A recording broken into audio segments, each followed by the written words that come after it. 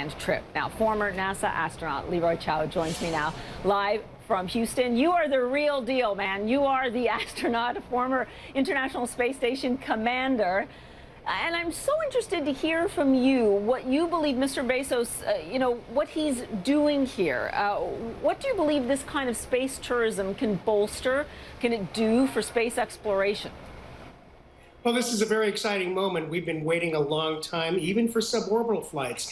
The first privately funded vehicle with people on board that went above the so-called von Karman line, 62 miles or about 100 kilometers, was in 2003 with Spaceship One.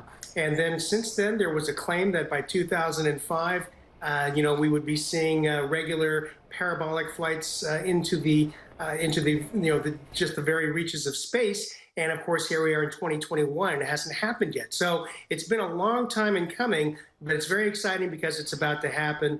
Also, I'd like to point out that the July 20th is not an accident because, of course, that's the 52nd anniversary of the Apollo 11 moon landing. And I understand Jeff Bezos is just a couple of years younger than me, but he, like I, watched that live, and that was something that inspired both of us. You know, it caught so many of our imaginations. Certainly just looking at the video today, it's thrilling more than a half century later. But I have to ask you, as a scientist here, what does this add to our understanding of space and certainly the position it will hold for us in decades to come? Certainly suborbital spaceflight, you're only going to be weightless and in space for a few minutes. And so there's not a lot of research that can be done. There's some research that can be done on suborbital flights, but really if you're going to be doing kind of the heavier lifting, kind of research, you're going to need to go to a space station like the ISS. And so the difference is, of course, these vehicles are only going to spend a few minutes in space, whereas the orbital vehicles are able to go to the ISS and then remain docked for up to several months. And so this is exciting because it gets more excitement into the general public about spaceflight. Certainly luminaries like Mr. Bezos and his brother getting to go fly together. That's going to make a lot of waves, if you will. And so, this is finally the beginning of that kind of the broader tourism effort. As you pointed out, the first so-called spaceflight for participant went up about 20 years ago.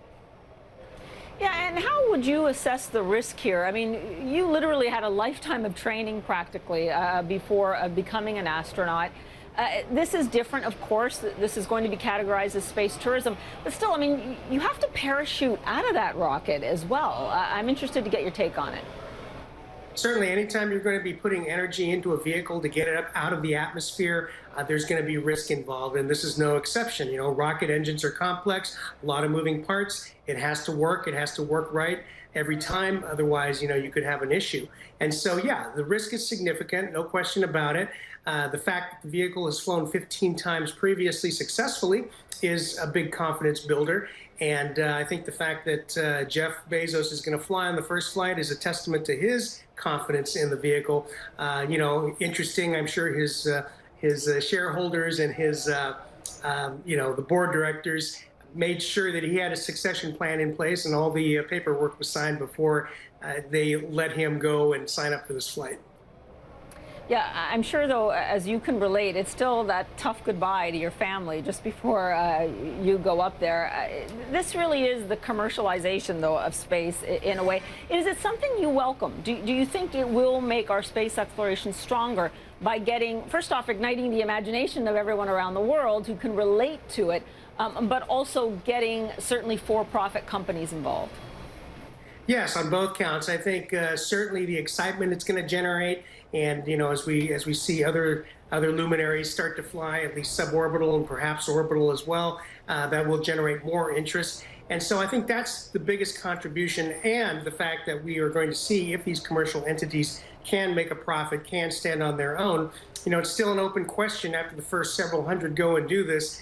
Will the demand stay there? Will it be sustainable? So it'll be interesting to see. It really will be, and especially what it will add, because certainly when I was watching the Jetsons, I don't know if you watched the Jetsons, but we all kind of thought space travel would be something we might be doing by now, and it's interesting just to see it in its tentative form now with Jeff Bezos. Thanks so much for being here. Really appreciate your insights. My pleasure.